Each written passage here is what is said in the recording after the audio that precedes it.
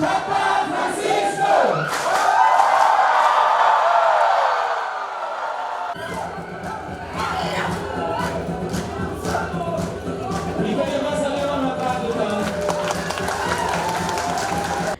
sema hotu bele hetang oportunidade no privilégio e momento especial sira. Hanessa visita mo Papa Francisco me Timor-Leste foi na laisne.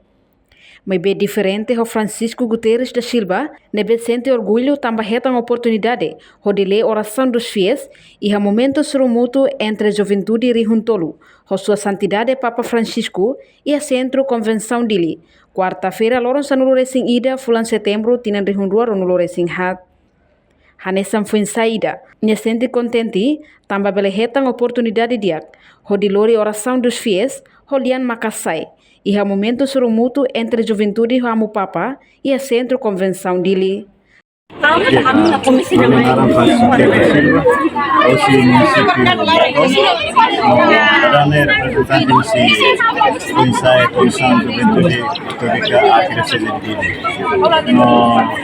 Essa foi saída nebe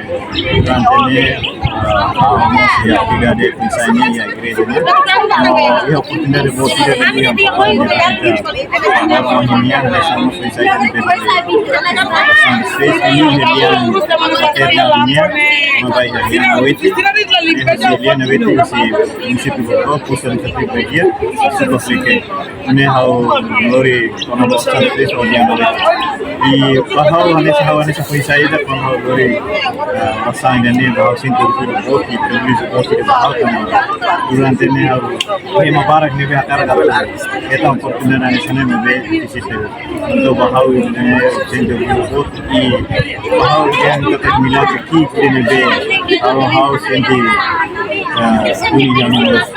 mana bahwa ne orgulho voto e senti contente. Reportagem no Vai Magno, televisão Timor Post.